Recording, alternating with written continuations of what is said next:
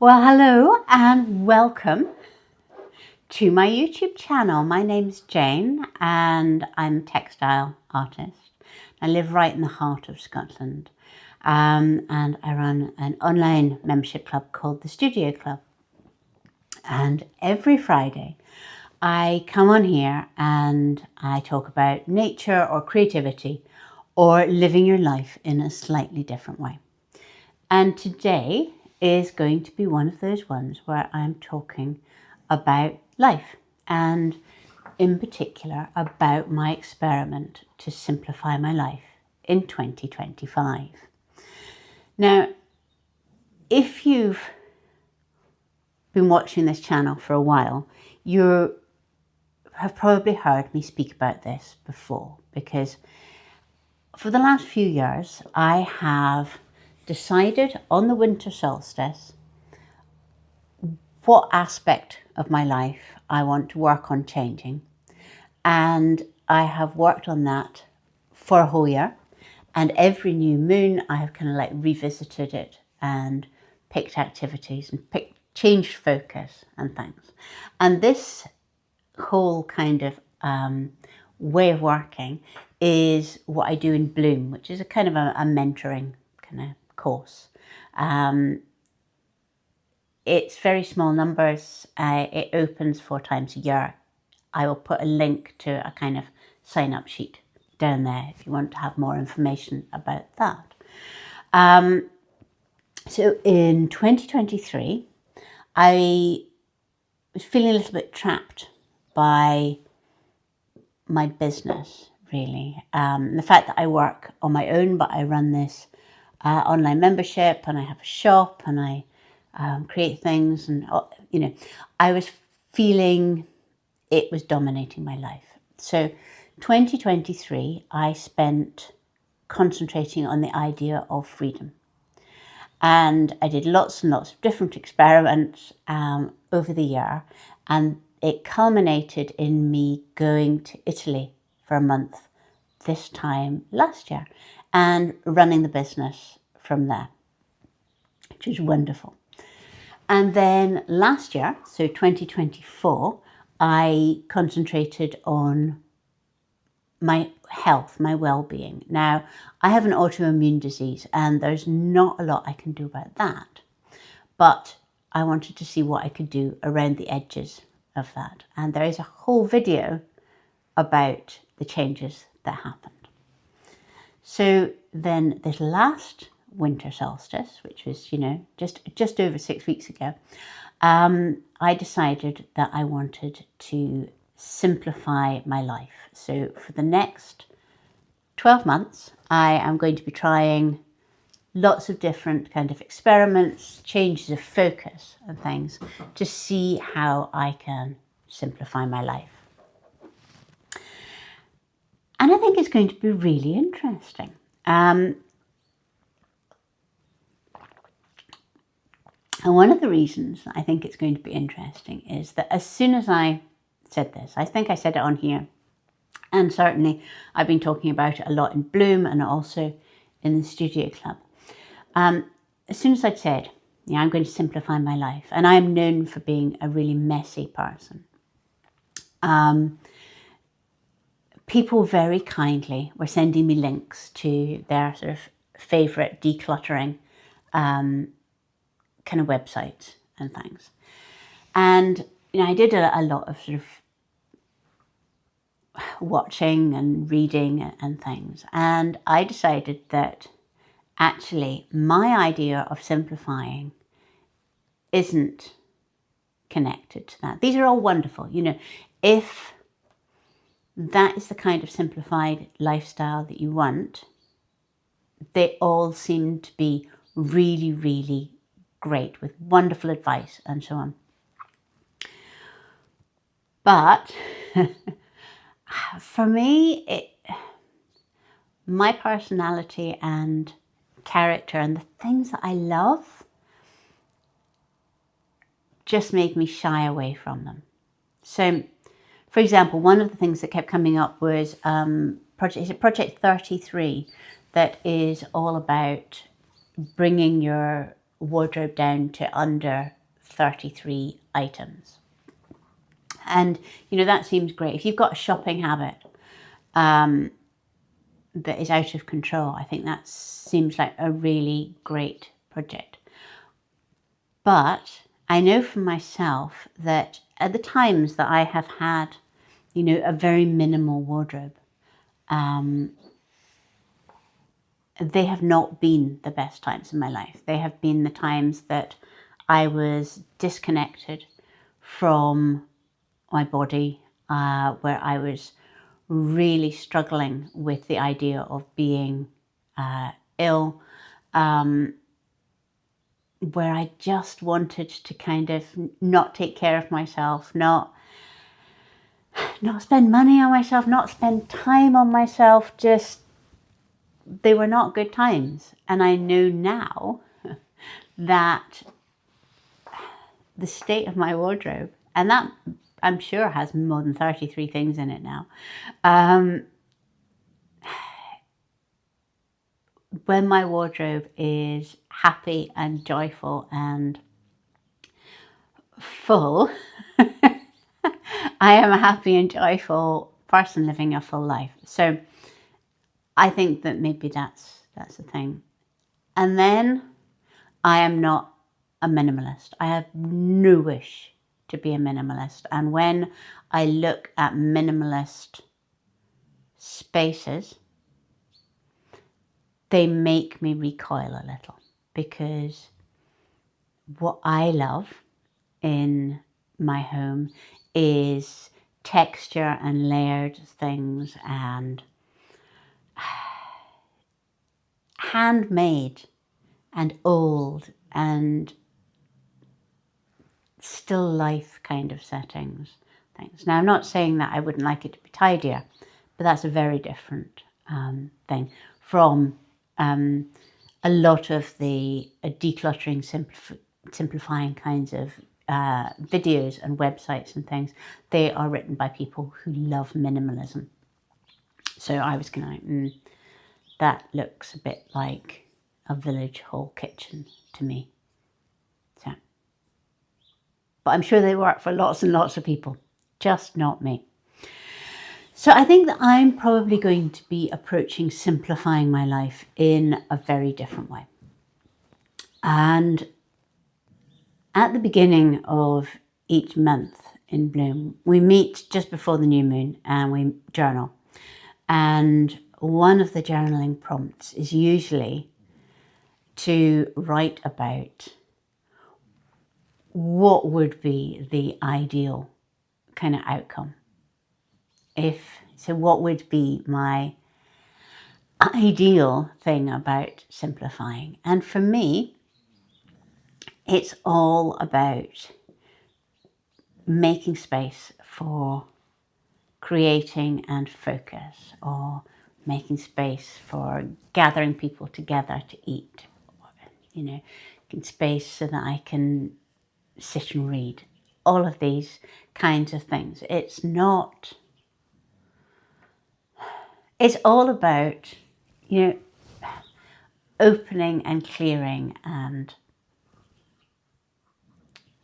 joyfulness, I think. And one of the things that I have noticed over the past few years is that increasingly I have found it difficult to focus. Now, I don't think this is something that is unique to me. I think it is an increasingly human problem, that there is something that is kind of reducing our focus. Now, I have a very noisy brain. It's always full of chatter and ideas and music and sort of visuals of somebody showing me a hat brim or whatever. It's really, really noisy in there. And sometimes I ask people, do you have noise in your head? And they go, do you mean my thoughts, Jane? And they go, no, I don't mean your thoughts. I mean the music and the chatter and the counting and things. And, some people do, and they go, yes. Nobody ever speaks about it. but most people don't. But anyway, it's by the by, because it has never ever caused me any problems. I've always been able to focus through it, and also I think that it is at the heart of my creativity, in that very disparate things can be going on in my head and I can pull them together and like peg them up as ideas. But over the past 2 or 3 years, I have found that it is much more difficult to focus and concentrate. And it's not actually even particularly inside my head. It's as though I have something drawing my attention from outside. And of course, we know what that is because I've talked about it before. That thing that draws my attention is my phone.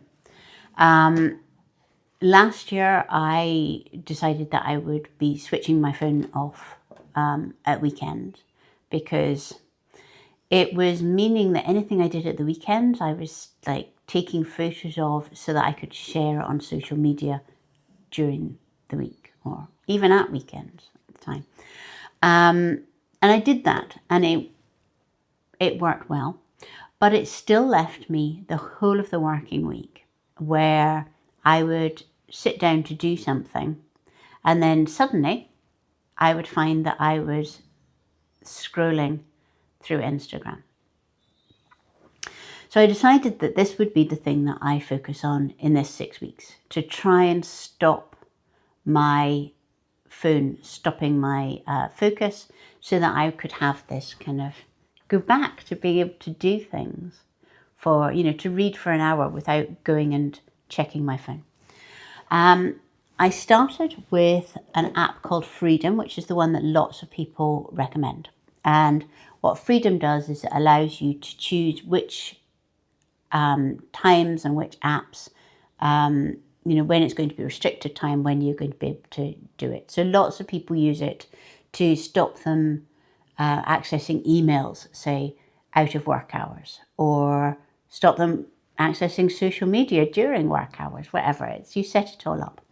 And I think that it works well for lots and lots of people. However, for me, I hate being told what to do. So it really bumped up against that element of my character, and it just put me in a bad mood. And I would go and find a web browser to do whatever it was. And it made no difference to my phone use at all.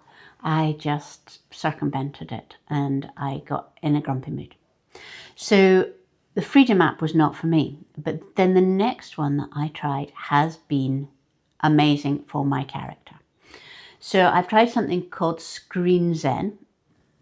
And what it does is it allows you to say which apps you have an issue with, to say how many times you can access them in a day and for how long. And you set that up. And then what happens is it grays out the app, and that kind of reminds you that you have made this decision. There's Instagram kind of like looking very pale, made that decision. I don't want to be spending my day scrolling Instagram. But then when you click on it, it says, is this important? And you have to go, is it important? Yes, because I'm posting, or I'm going to be replying to messages or whatever. You click, yes, it's important. And then it gives you a 5-second delay. And then you can go onto Instagram, you do your thing. And after 5 minutes, or however long you have chosen, I chose 5 minutes, it will ask you again, is this important? And it's just that kind of thing. So I decided that I would try that with Instagram, and all other problematic apps I would just delete. So a problematic app for me would be one which has infinite scroll. Your work would never be done scrolling down it. So Vinted went, because I don't need any clothes at the moment. eBay, because I don't need anything that I find on eBay, and I don't want to be just spending my evenings looking for elusive bits of spongeware pottery that I don't want. And the third one, which was Pinterest, and I have spoken on a previous video about why I don't want to be spending my time on Pinterest as a creative. As a summary, it is one, because I think it really blunts your personal creativity, because you are fed all of this stuff by an algorithm. And second, because in a 15-minute scroll on Pinterest, you can see enough wonderful projects to keep you going for 20 years. So it distracts you from what it is you're actually doing, and two, it kind of sets up this depression and confusion and distraction, because you have all these other things that you would like to do, but unless you live 20 lifetimes, you're never going to. So anyway, that's by the by. So eBay, Vinted, and Pinterest went completely. But Instagram, I don't really have that choice with. In the past, I have got rid of social media. I'm no longer on Facebook, and I'm no longer on Twitter. And that is because I do not like those spaces. I was on them, they got nasty, I walked away. Instagram, though, is quite different, because a lot of people who are in the Studio Club have found me via Instagram, and I've got a lovely community on there.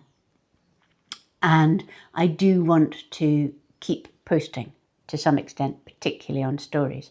So what I was trying to do this month was to find some kind of way of having Instagram in my life without it becoming this thing that was constantly pulling me away. So I set up my Screen Zen thing, Instagram, 5 times a day, which sounded, at the time that I did it, really generous. Each of those times 5 minutes, because that's enough time for me to post up, a reel or answer messages or whatever. I thought, goodness, 25 minutes a day, that's, there's no way I was spending that much time. Yeah. Right, so set it up, let it run. Kept to the rules because I was setting up the rules. Wasn't tempted to break them because I got access when I wanted it. And then, after 30 days, I found I have had 90 minutes extra a day. So, clearly, I was on Instagram for almost 2 hours a day, which I found shocking. I knew I had a problem with Instagram. Didn't realise that it was quite that much of a problem. And of course, what was happening is, because it is this infinite scroll, I would go on there to, reply to messages, that kind of thing. And then once I'd done that, I would start scrolling, and there wasn't ever anything satisfying there. And I would just keep scrolling. And of course, the more things that you see selling things, or, awful, distressing images, or, just people, I don't know. The more unsatisfying it is, the longer I was keeping scrolling, just to get, I suppose, the dopamine hit. So I was doing that for 2 hours. So that has stopped. And actually, now I have found that I tend to use 2, maybe 3 of my 5 slots, and I'm very rarely on there for 5 minutes. And it's enough for me to, say hello to people who are in the studio club, to have a look at their posts, to see what they're doing, to reply to messages and to post a couple of stories. And that's all I need to do. But what is really, really interesting to me is that the phone no longer pulls me. It's just there. I keep losing my phone around the house because I can't remember where I've put it down because it is no longer in control of me. And I have got my focus back so I can sit and read for a couple of hours without needing to check that. So that has been a great success. So what have I been doing with my 90 minutes all of these days? First thing that I'm doing actually is I've been writing blog posts on the website because it's something that I had been wanting to do. Often I touch on something in a YouTube video here, but there's other information or there's photographs, things that I can put onto a blog post, and then they're easy to find. And I have been putting those blog posts onto Pinterest so that people who are interested in, I don't know, photographs of 19th century embroidered kimonos might see that and then go and read a bit about it on my website. So that is a really good kind of enjoyable, I love writing, thing for me. The other thing that I have been doing is knitting socks. Now, I'd always thought that knitting socks might be a little bit too complicated for that kind of knitting that I carry around in a basket and do sort of like a bit here, a bit there. But then I watched a YouTube video by Nina Hay. Now she's Nina Hay Enchanted Designs. And Nina used to work with my husband. And I've never met her at all, but kind of like meet on social media. And Nina has just started up her YouTube channel again. And she did post about the things that she had knitted in 2024. And Nina knitted 32 pairs of socks. And I watched this and I thought, you know, if Nina can knit 32 pairs of socks, then surely I can knit a pair. So I bought some yarn from her because she dyes the most beautiful sets of yarn. And I decided that I would knit some socks. And I knitted the first pair. This was my first pair here, which is pretty much the colourway. This is this gorgeous variegated yarn and then some orange that went with it. I think I was probably meant to do the heel in it as well. And I loved doing them, and it turned out to be, you know, not complicated at all. This is a very simple pattern. And I decided that as part of sort of like the general idea of simplifying my life might be to think about what I'm knitting in terms of what I need. So instead of going to Instagram or Pinterest and seeing something like the heirloom quilt cardigan, which is beautiful and gorgeous, and thinking, oh, I must knit that, and then once I'd knitted it, find that it doesn't fit with anything that I've actually got. Instead of that kind of thing, seeing something, lusting after it, deciding to make it, I will go, okay, I'm really short of socks. I could do with 3 pairs of hand-knitted socks. I will knit myself 3 pairs of hand-knitted socks. So this was the first one. And obviously I used a lot of this gorgeous yarn. And for some reason, I want the 3 pairs of socks to match. Well, you know, like to go together, which when you think about it is ridiculous because it's not as if I could wear them together. So I'm going to have obviously this really beautiful curated sock drawer. And then this is the second one where you see I've used some of the variegated yarn and then just some general sock yarn. And then the ones that are on my needle are stripy with the variegated yarn and this dark green. So that is going to be my 3 pairs of socks. So do check out Nina's channel, which is lovely.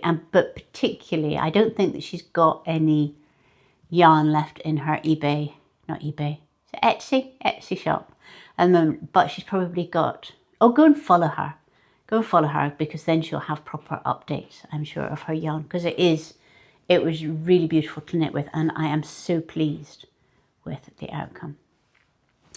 So that is me simplifying my life, and there have been other things going on. I've sorted out the shop down at work. I've got a new, I've moved some drawers that we had up here that I could never work out what to put in them down to the studio, because I know that I can store all of the botanically dyed threads that I do and sell down there. And I've sorted out the shop, and I had a stock taking sale, and all of these kinds of things also go on around the how do I simplify my funyu. I'll put some photos of these up here. But otherwise, I shall see you next Friday. And if you do have any decluttering tips or simplifying tips or phone use tips, put them down in the comments and I'll get back to you. And it would be really lovely to see all of the comments. I always read all the comments and reply to as many as I can. And then I will see you next Friday. Bye-bye. The mug, because people always ask, the mug is by Makiko Hastings. And look how my flowers have come out.